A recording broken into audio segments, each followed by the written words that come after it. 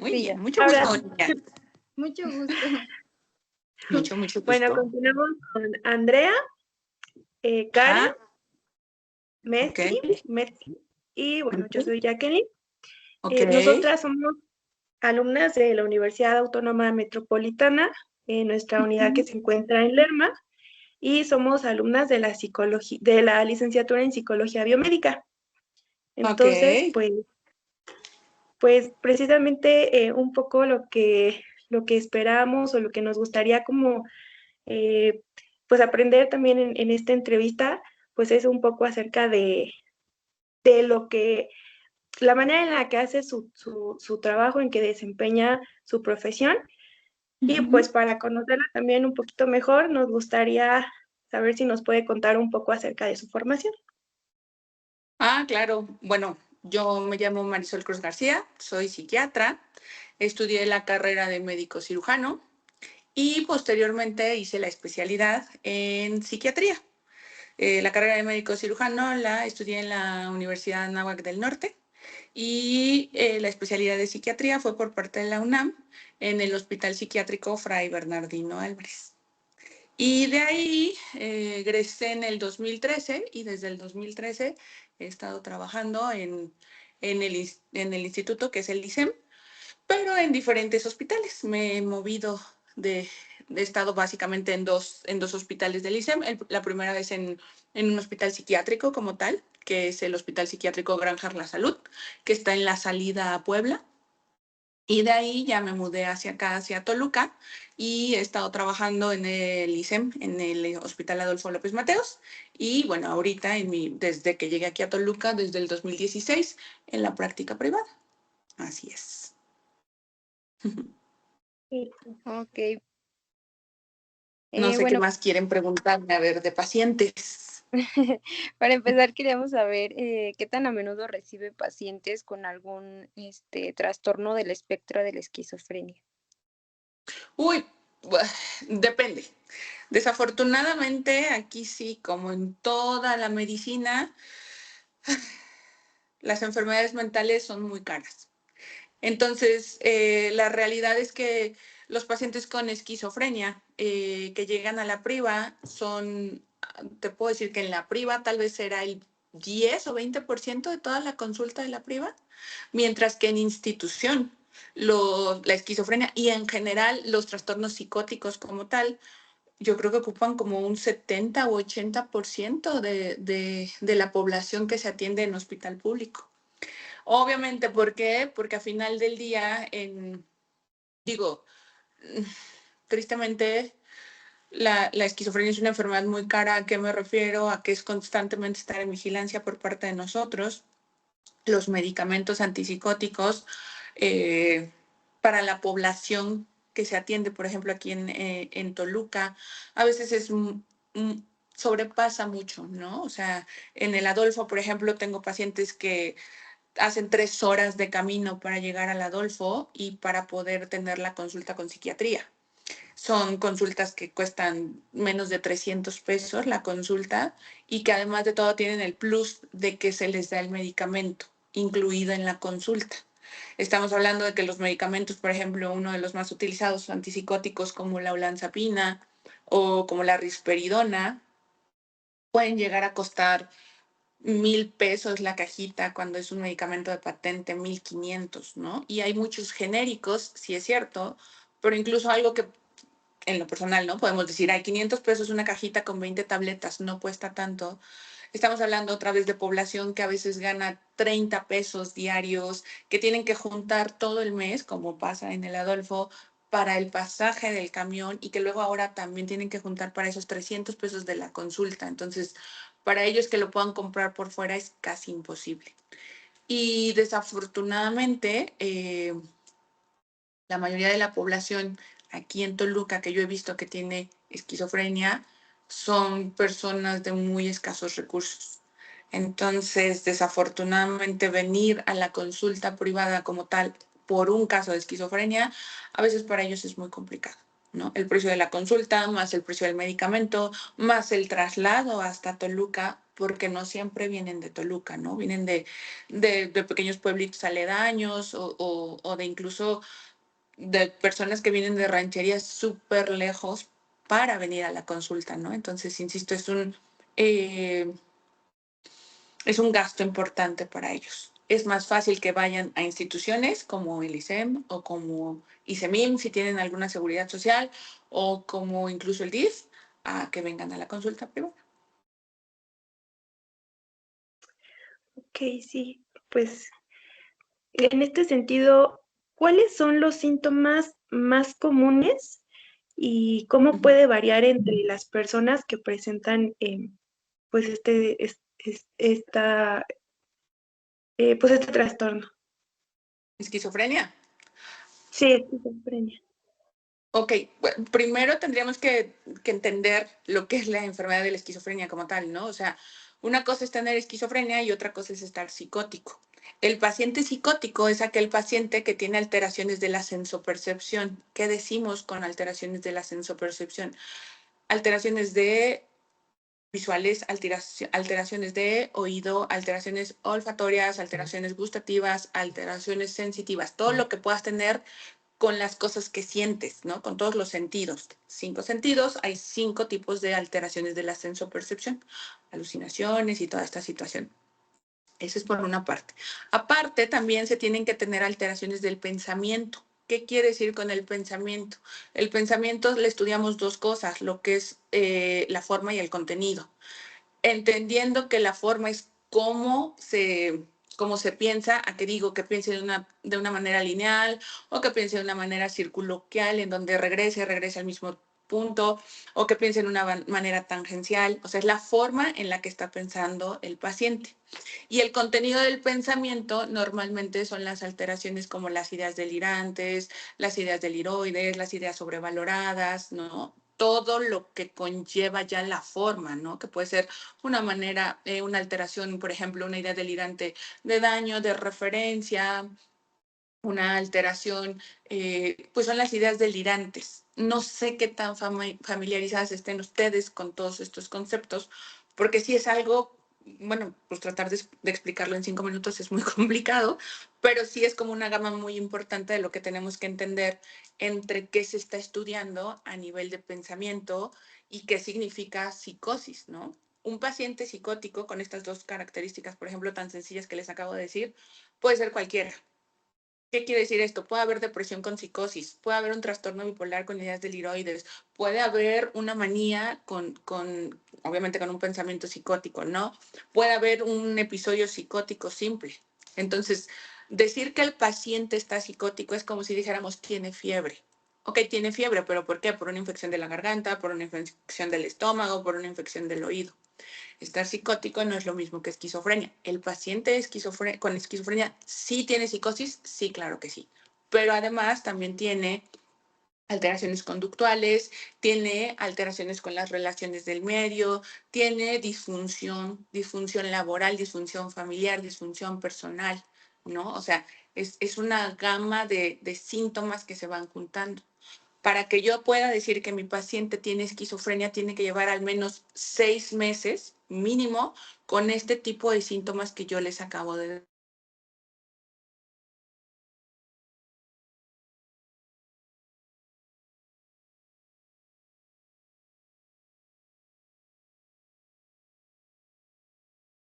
ver si ahí. ¿Ya? Listo. En la clasificación que nosotros usamos, que es el DSM-5-TR en este momento, vemos que tiene que tener, por ejemplo, las alucinaciones auditivas, en la cual tiene que haber 2 o más voces hablando entre ellas mismas del paciente, ¿no? Que tiene que haber estas alteraciones del pensamiento que yo les decía, que tiene que haber estas alteraciones en el autocuidado, ¿no? O sea, la realidad es que los síntomas son muy variables, pero sí están los del criterio A, que son estos que les acabo de decir, ¿no? Alteraciones sensoperceptuales y alteraciones del pensamiento y alteraciones, pues, de la conducta del paciente, ¿no? Sí, de hecho, bueno, aquí me surge como una duda. ¿Qué tan común es que se confunda el diagnóstico ¿Con qué? con este tipo de trastornos? ¿O está muy muy claro este diagnóstico diferencial entre estos mismos que nos está mencionando?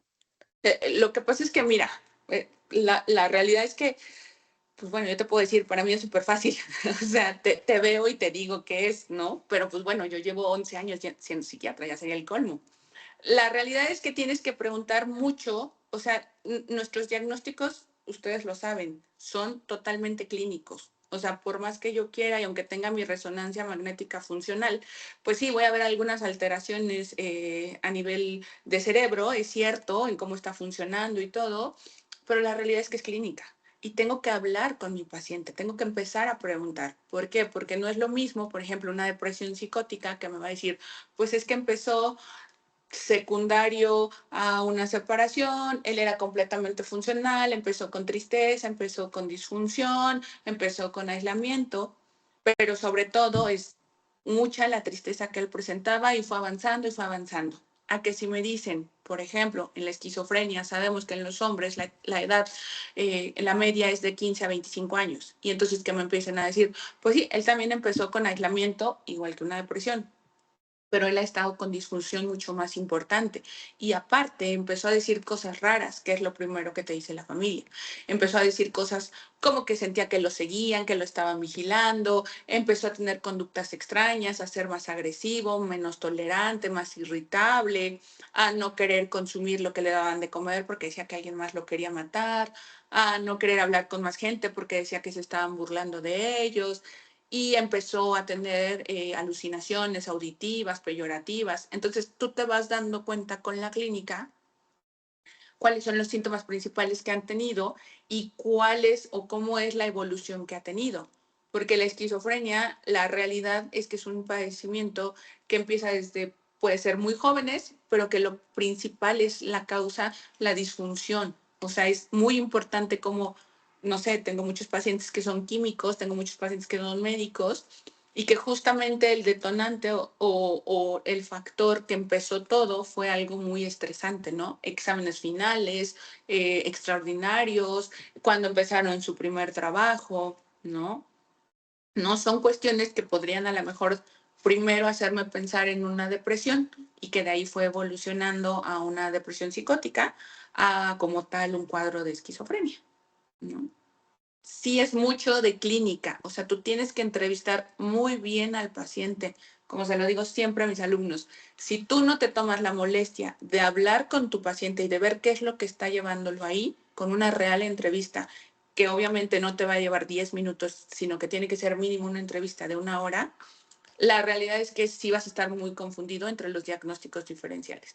Y obviamente te tienes que saber los criterios. O sea, forzosamente tienes que saberte los criterios de la CIE-11 y del DSM-5-TR, porque de otra manera, pues vas a estar perdido y vas a estar confundiendo incluso hasta una cuestión orgánica, como puede ser un hipertiroidismo, con el hecho de que el paciente esté psicótico o de que tenga mucha ansiedad. Tienes que saberlo todo. ¿Mm? Sí, sí.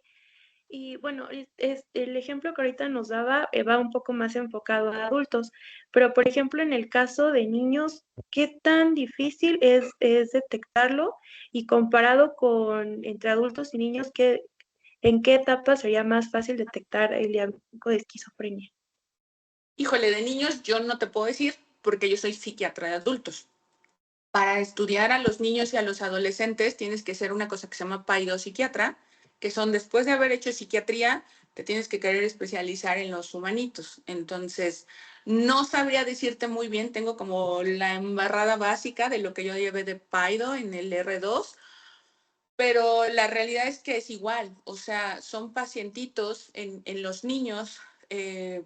Igual empiezan con alucinaciones, igual empiezan con conductas erráticas. Ahí más bien creo que las cosas que les causan como mm, diagnósticos más diferenciales podría ser, por ejemplo, un trastorno del espectro autista o en caso una depresión psicótica también. Pero creo que es muy marcado cuando el paciente empieza con estas alucinaciones. Los humanos también tienen alucinaciones, también tienen ideas delirantes, pero, o sea, tienes que saber justamente para no confundirla con la fantasía, con el juego y cuando es realmente un trastorno psicótico, ¿no? En el adulto, pues es mucho más sencillo. La realidad es que, bueno, a mí se me hace mucho más sencillo y se me hace mucho más bonito, porque en el adulto la clínica es súper, o sea, insisto, te lo grita, o sea, es como, ay, no sé, es como muy bonito ver todas estas conductas, ver todos estos discursos, ver toda esta disfunción que el paciente tiene cuando llega contigo, que no está controlado, y pues obviamente ir viendo con el tiempo cómo va regresando hacia la realidad del paciente, ¿no? Es muy padre. Sí, sí, sí. ¿Cómo puede verse afectada la vida de los pacientes cuando no son diagnosticados, ni tratados a tiempo? Cuando ya El, llegan el- ajá, con el una pro- crisis. El problema con la esquizofrenia es que se debe a una hipersecreción de dopamina o una hiposecreción de dopamina. Cuando yo doy un medicamento antipsicótico, lo que estoy haciendo es disminuir esta cantidad de dopamina. La dopamina en exceso y en ciertas áreas cerebrales eh, tenemos las vías dopaminérgicas. Entonces, tú estás viendo cómo van tus vías. Dependiendo de la vía, es la sintomatología, perdón, que te va a dar, ¿no?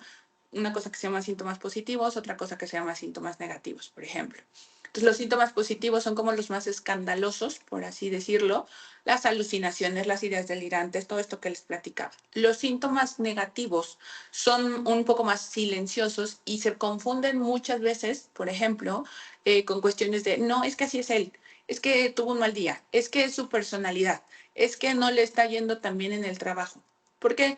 Porque es más como una anedonia, como una dinamia, como una bulia. Ustedes deben manejar perfectamente bien las 4 A's de Bleuler, estoy segura.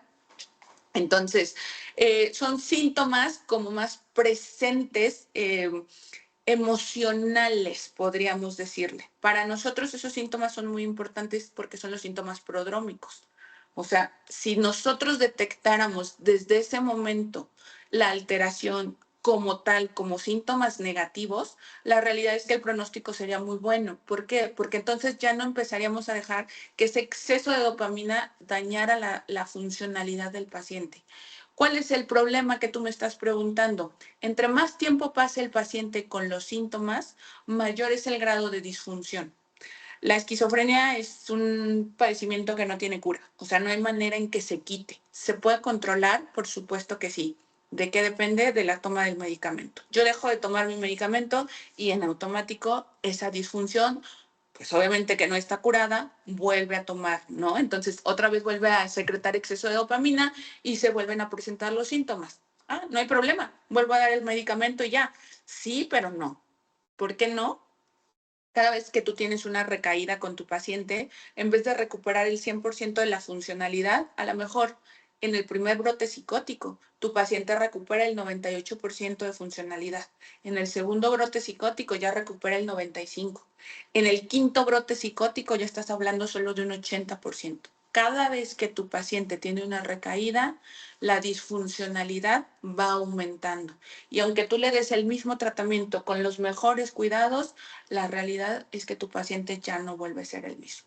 Por eso es tan importante desde el principio, ojalá detectáramos desde el principio los síntomas prodrómicos, pero si no, desde el primer cuadro psicótico que el paciente tiene, tenemos que controlarlo y tenerlo en vigilancia por lo menos un año. Si ya está el diagnóstico de esquizofrenia como tal, el paciente tiene que estar en vigilancia dependiendo, pero si hay síntomas todavía como muy aparatosos, al menos sí lo tienes que estar viendo cada mes.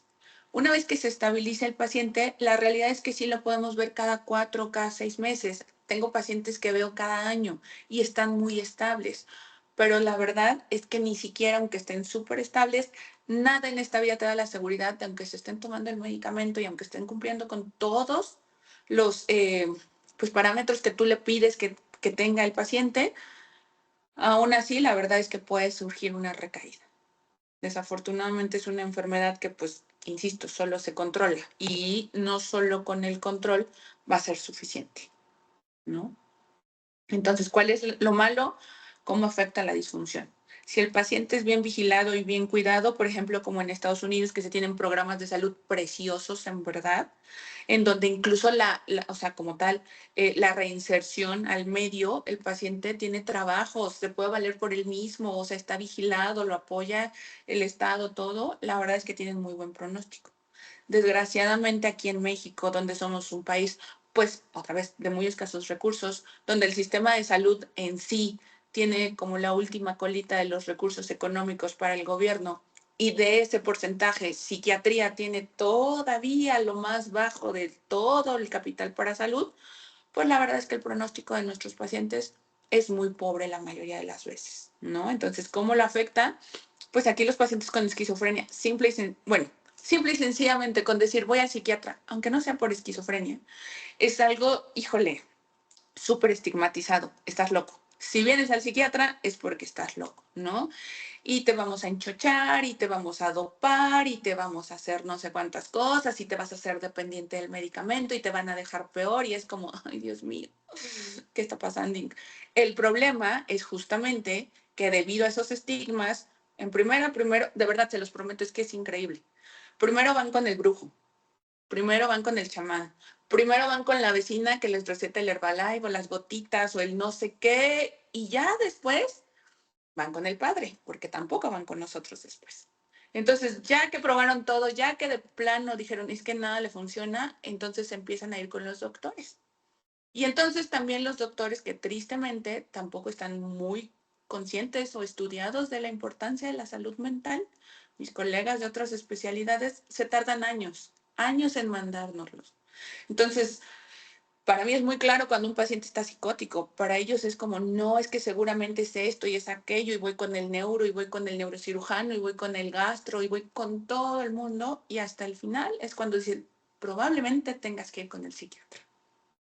Estamos hablando de que si el paciente empezó a los 20 años con los síntomas, con nosotros empiezan a llegar como a los 30 o 40 años, ya que están súper deteriorados, ya que por más que queramos darle un excelente medicamento, a veces el medicamento ya no tiene ni siquiera en dónde actuar, en qué área del cerebro actuar de tan mal que ya está el paciente, ¿no? Entonces, tristemente, la detección de esquizofrenia en el país es muy mala. La canalización hacia psiquiatría, perdón, es casi nula. No les miento, yo he tenido curas que me han referido pacientes antes que mis propios colegas. Entonces dices, bueno, ¿de qué se trata? ¿No? La salud mental está muy estigmatizada. Gracias a Dios, creo que en los últimos años hemos intentado tener un poquito más. La pandemia nos ayudó muchísimo, tristemente, pero la pandemia nos ayudó muchísimo a que la gente se empezara a dar cuenta de la importancia que tiene estar bien mentalmente hablando, ¿no? Y con eso empezaron a no dejar de ir con el chamán, pero al menos también compartirnos, decir, bueno, voy con el chamán, pero también vengo contigo, ¿no? Y perder un poquito el miedo a lo que son la toma de los medicamentos. La realidad es que llegan muy tarde con nosotros, cuando ya están muy deteriorados, cuando son muy agresivos o cuando son muy violentos, ¿no? ¿Y en qué les afecta? Pues una persona tan deteriorada ya no puede valerse por sí misma. Y los que pueden ser controlados, yo les puedo decir por ese estigma tan tonto que hay, no les dan trabajo. No los quieren aceptar en ciertas casas, no los quieren aceptar la familia, no se quieren ocupar de ellos. La propia familia, si estaban casados y así detonan con los síntomas, las esposas los dejan, los esposos los dejan. Entonces, es muy triste la proyección de vida que puede llegar a tener un paciente con esquizofrenia por lo tarde que llega a atenderse, ¿no? Claro, hay casos en donde la familia de verdad es una excelente red de apoyo, en donde de verdad hay esa empatía, en donde hay esa importancia, en donde hay esa necesidad de decir, bueno, pues al final del día es un ser humano, es mi familia y lo voy a cuidar y la voy a cuidar y la voy a apoyar. Sí, claro, ¿no? Pero la realidad es que desafortunadamente no son los más, ¿no? Es muy triste. Y bueno, justo lo que nos decía sobre esta estigmatización de, pues por un lado del tratamiento con psiquiatras, pero por otro lado también el uso de medicamentos. ¿Qué tan invasiva realmente es el tratamiento para los pacientes con esquizofrenia? ¿A qué te refieres con invasivo? ¿Cómo invasivo? muchas veces se tiene como esta creencia de que una vez que me empiezan a medicar, empiezo a perder muchas capacidades, pierdo autonomía, estoy todo el tiempo dopado, o sea, como este tipo de creencias. Pero Claro. realmente, ¿qué tan real es esta situación en estos pacientes? Pues mira, tendríamos que empezar por ver la gravedad de los síntomas del paciente. Dentro de la clasificación de medicamentos hay antipsicóticos típicos y atípicos. Se clasifican de acuerdo a los efectos secundarios que van a tener. Todos los medicamentos, todos, absolutamente todos tienen efectos secundarios, que no es el principal, ¿no? El que estás buscando. Yo te puedo decir que dentro de, por ejemplo, los antipsicóticos atípicos, que son los que más utilizamos, como la olanzapina, la risperidona, la quetiapina, entre otros, la olanzapina es un medicamento muy bueno, por ejemplo, ¿no? Y entonces, ¿qué pasa? Lo usas mucho, pero tiene un efecto secundario muy malo, que es a nivel cerebral, aumenta, tiene muchas cuestiones ahí metabólicas que hacen que se aumente el apetito, ¿ok? Entonces, la olanzapina te puede generar, si lo usas a lo mejor en ciertos pacientes, una cosa que es un síndrome metabólico, que a final del día, a la larga, si no lo cuidas, se puede traducir en diabetes. O, por ejemplo, puede causarte sedación. Y si tú se lo das a un viejito en dosis altas, a lo mejor esa sedación lo va a marear y entonces va a resultar en caídas o en síndrome, o sea, cosas por el estilo, ¿no? Te puedo decir que la risperidona es el medicamento atípico que tiene más efectos secundarios. Dentro de estos, por ejemplo, yo quisiera que el medicamento dijera, mira, yo funciono de aquí para acá. Y de esta rayita ya no me paso y yo sé que hasta aquí tengo que llegar. La realidad es que el antipsicótico llega a todo el cerebro y sí controla la hipersecreción de dopamina en las áreas dopaminérgicas, pero eso incluye también que dentro de las áreas dopaminérgicas, por ejemplo, hay una vía dopaminérgica que estimula, por ejemplo, hormonas. Una hormona que se llama prolactina, que es la causante, por ejemplo, de que haya una cosa que se llama ginecomastia, que es el crecimiento de las mamas, ¿no? Y que de repente vemos pacientes que por estar tomando risperidona tienen una ginecomastia. O, por ejemplo, por esta misma prolactina, a final del día, las mamas empiezan a generar leche. Y entonces vemos pacientes femeninos y masculinos con hipersecreción, ¿no? Y entonces dicen, oye, ¿qué está pasando? Y se asustan, obviamente, los pacientes. Otra de las cosas que puede provocar esta hiperprolactinemia, por ejemplo, es que a lo mejor haya falta de la menstruación, ¿no? Lo que nosotros llamamos amenorrea. Entonces también mi paciente se asusta mucho y me dice, oye, ¿qué pasa? ¿Por qué? ¿Qué tal que estoy embarazada o algo? ¿No? Sí hay efectos secundarios, por supuesto que sí, insisto, todos los medicamentos, ¿no? Hay una cosa muy terrible que no quisiéramos que sucediera, por ejemplo, que es la discinesia, que es un temblor que queda, un temblor constante que le queda al paciente, ¿no? Entonces, aunque uno quisiera poder evitarlos, hay pacientes que lo van a desarrollar y hay pacientes que no lo van a desarrollar. ¿De qué depende? De la elección adecuada del fármaco, que tú conozcas bien a tu paciente, que estés al pendiente de tu paciente. Pero aún así sabemos que en medicina no existen ni los nunca ni los siempre, y cualquier paciente, aunque te pases 10 años con él perfectamente con olanzapina, tal vez al año 11 ya puede debutar con diabetes, ¿no? Entonces tenemos que estar pidiendo constantemente estudios, estar constantemente pesando a nuestro paciente, estar constantemente tomando cifras tensionales, o sea, ver más cosas, ¿no? ¿Hay efectos malos? Claro que sí, sobre todo en la sobredosificación de los medicamentos. Hay una cosa que no es tan común afortunadamente y que de hecho la mayoría de las veces que se presenta es porque médicos no psiquiatras recetan antipsicóticos en dosis muy altas.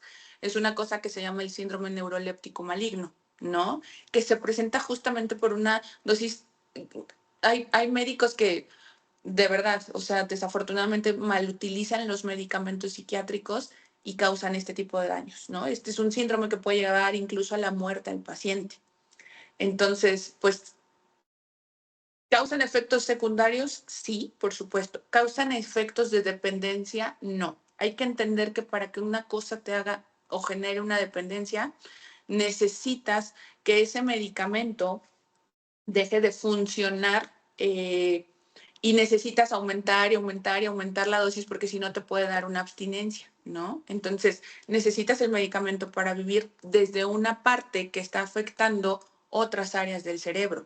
No estamos hablando solamente de esta cuestión de una patología en la cual está aumentada la dopamina por otras circunstancias, ¿no? Para que, como una droga, por ejemplo, estos medicamentos no llegan al circuito de recompensa, por ejemplo. ¿Que te puedes hacer dependiente? No. Una cosa muy diferente es que tengas una dependencia y otra cosa es que lo necesites para estar estable, que es justamente lo que le pasa a estos pacientes, como el paciente diabético. El paciente diabético necesita sus medicamentos, a lo mejor incluso la insulina. ¿Por qué? Porque su páncreas ya no está generando esa molécula, ¿no? Entonces, ¿qué necesitas? Pues necesitas recibirla de manera externa. En este caso de los pacientes con esquizofrenia, mi cerebro no es capaz de detener cuánta dopamina está generando. ¿Qué es lo que necesito? Un medicamento antipsicótico que me impide justamente la hipersecreción de la dopamina. Entonces, hay muchos mitos, sí, como yo te lo decía, porque es que no, vas a hacerte dependiente, pues es que no es dependencia, es necesidad, es que va a irte peor. La realidad es que no hay forma en que te vaya peor con un medicamento, a menos que se lo esté administrando a alguien que no sabe, ¿no? Que es otra cosa que tenemos que indicarle también a nuestros pacientes.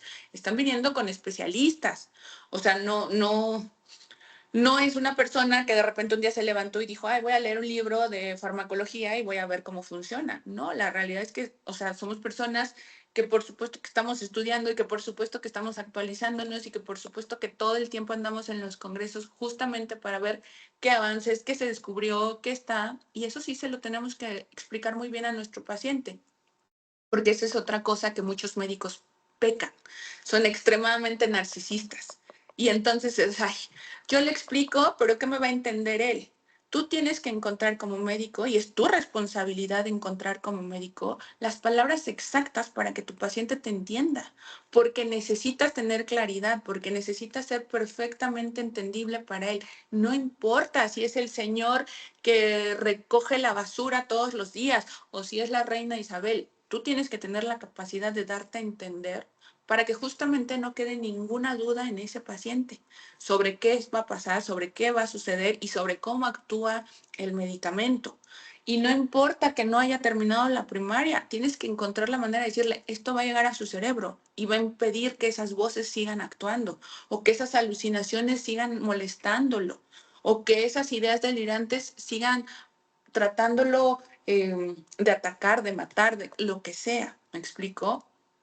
La realidad es que se sabe dentro de la relación médico-paciente que el 90% del funcionamiento del tratamiento se debe a eso, a que el paciente pueda confiar en ti. Hay médicos y psiquiatras, tristemente, que ni siquiera voltean a ver a sus pacientes, que ni siquiera les quieren dar la mano, que ni siquiera se quieren sentar a escucharlos más de 10 minutos y cual checklist, así el DSM-5, a ver si este sí lo cumplió, este sí lo cumplió, este sí, entonces tú tienes esto y bye. Y eso es terrible, porque entonces otra vez, ¿en dónde queda esa empatía, ¿sabes? Esa conexión que debes de tener forzosamente con tu paciente para explicarle todas las dudas y que justamente, aunque su vecina, la más querida, le diga, es que eso le dieron a mi prima y se murió porque se hizo adicta, él puede entender, gracias a mí y a lo que yo le expliqué, que esos medicamentos no le van a causar ningún daño, que no le van a causar más malestar y que al contrario están ahí justamente para ayudarlos.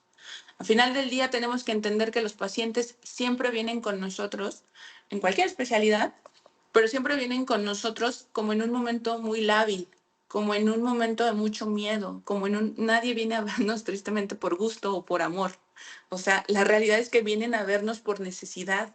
Entonces tú tienes que tener toda esa comprensión y toda esa paciencia para poder explicarles, sí, sí tiene efectos secundarios, pero no te preocupes, no te vas a hacer más daño de lo que ya te están causando en general todas las sintomatologías que me estás diciendo.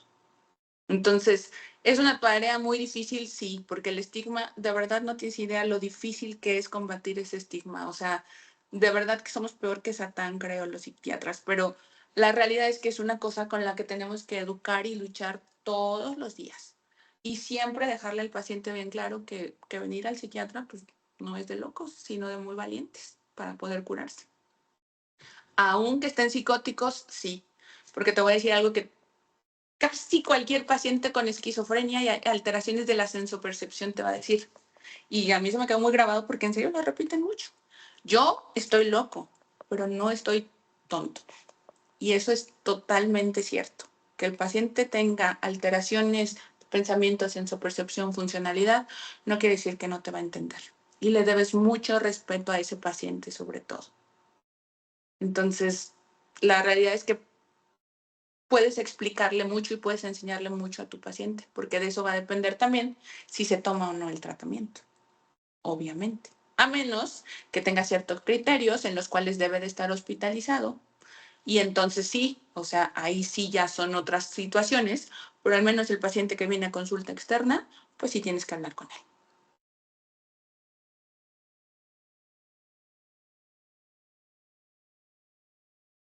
Perdona si hablo mucho. Ah, no, no se preocupe. Muchas gracias. Bueno, ya por último quisiera saber, cuando hablamos de remisión, Ujú. ¿qué tanto tiempo se considera que es una remisión parcial y se puede llegar a una remisión total? Pues sí, remisión parcial, remisión total. Es complicado porque uno pensaría que una remisión total es que ya no tiene ningún síntoma.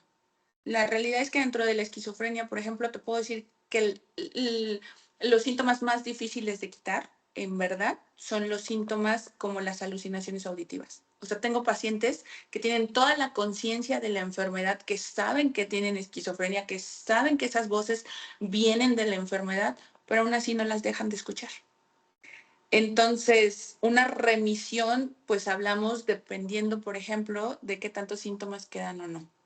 Lo que sí te puedo decir es que para que tú empieces a ver una remisión, por ejemplo, con olanzapina, que es, insisto, uno de los mejores medicamentos que existe, la realidad es que lo tienes que estar dando por lo menos 3 semanas en dosis altas y de ahí poco a poco ir valorando cómo van siendo los síntomas de tu paciente.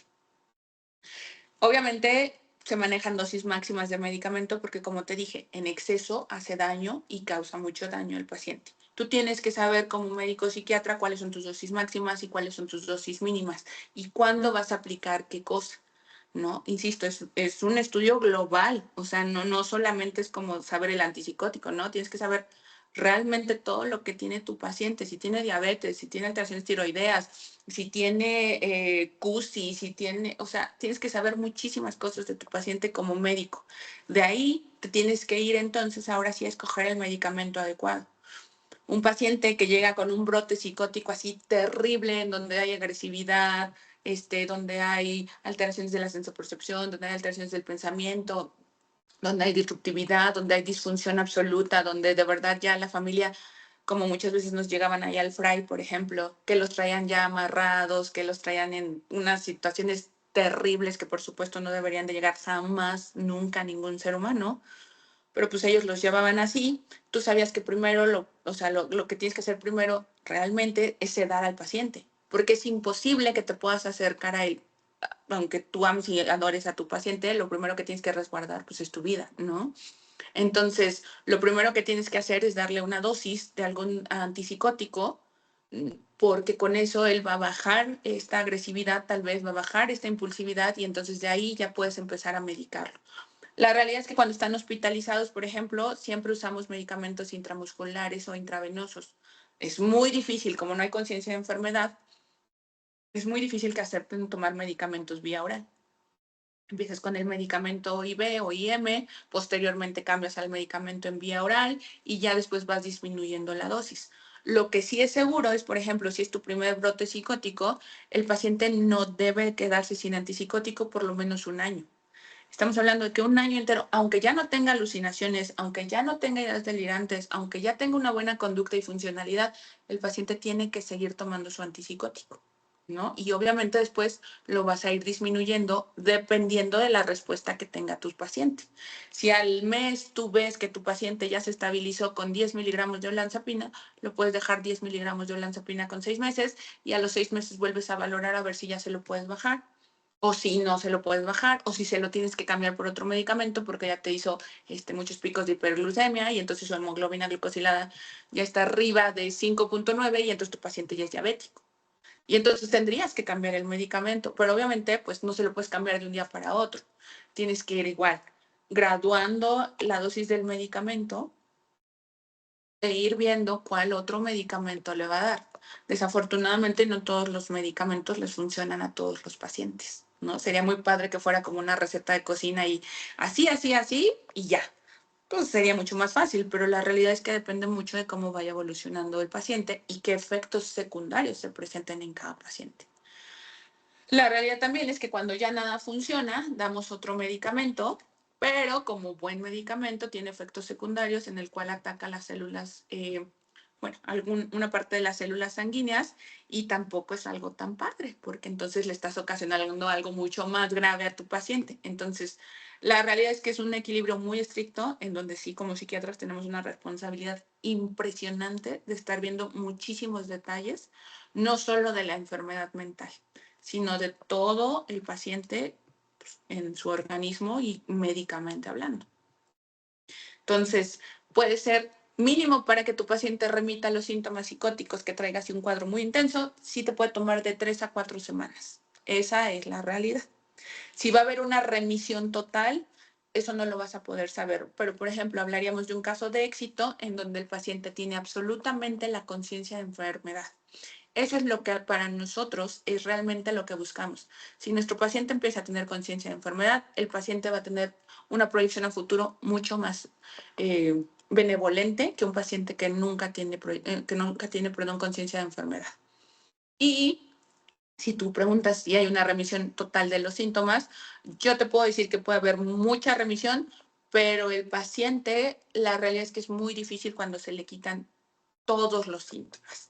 Sí existen casos, sí, pero yo te puedo decir que en todos estos años de psiquiatra he visto, si acaso, 5 pacientes con esquizofrenia en la cual definitivamente se puede considerar, antes teníamos clasificación de esquizofrenias, antes había una cosa que se llamaba esquizofrenia simple, que era donde no había ningún síntoma positivo, no había alteraciones de la sensopercepción ni del pensamiento ni nada. Ahora ya no se tiene como tal una clasificación de esquizofrenias, se trata de que sea todo un espectro, pero aún así sigue siendo algo muy difícil que un paciente con esquizofrenia quede sin ninguna secuela. Eso sí es como más complicado. Pero te digo, si te vas a Estados Unidos, gracias a sus programas hermosos de salud mental, la realidad es que sí es una realidad muy diferente a la del paciente mexicano. Y obviamente si te vas a un paciente de Bosques de las Lomas, ahí en la Ciudad de México, de Polanco, y te vas aquí al pueblito de la ranchería de mi pacientito, aunque llevaran el mismo tratamiento, obviamente los medicamentos no son iguales, el seguimiento no es el mismo, la constancia de las citas. Yo te estoy hablando que yo como médico en mi consultorio privado te puedo dar una cita tal vez para dentro de una semana, 2 semanas, ¿no? En la institución pública te están dando citas a los 6 meses. Entonces, es tan ridículo como cuando les dicen a las embarazadas, venga su ultrasonido del primer trimestre dentro de 10 meses, ¿no? O sea, dices, a ver, o sea, así de ridículo es para nosotros cuando nos dicen, no, pues es que tienes una urgencia con una paciente con un intento de suicidio y le dimos cita para dentro de 3 meses.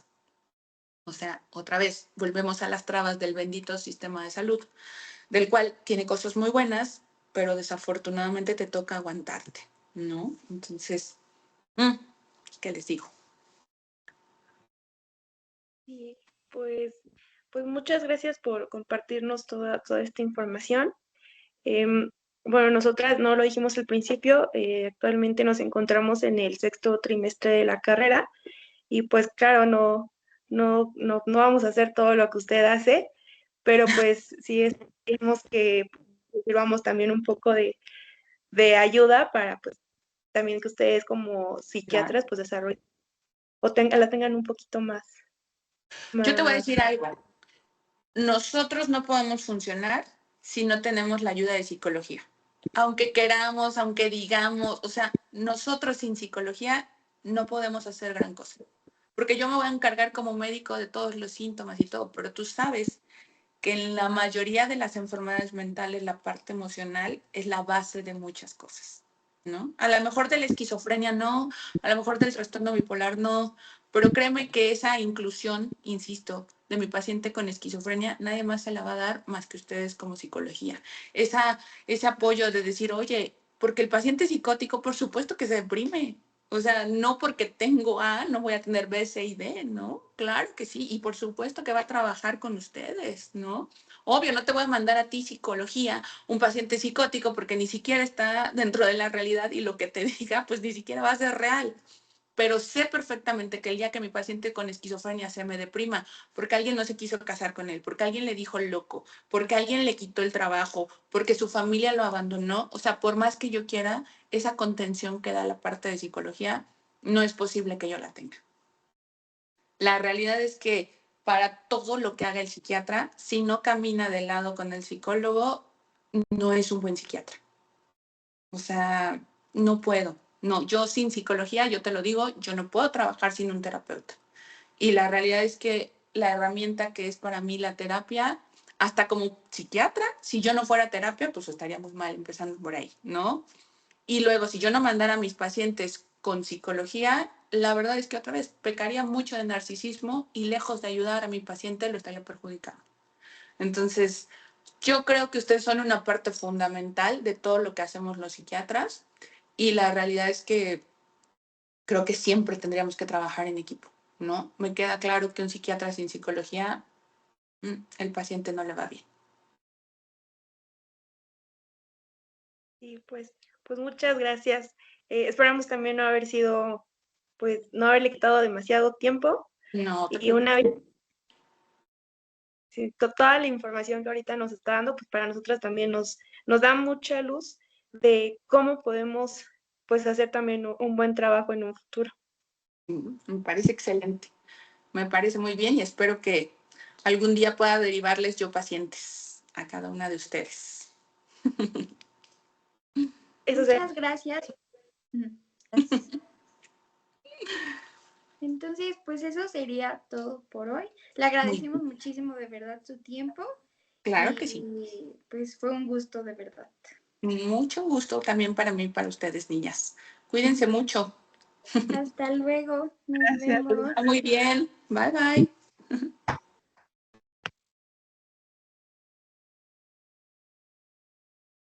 Ay, qué nervios.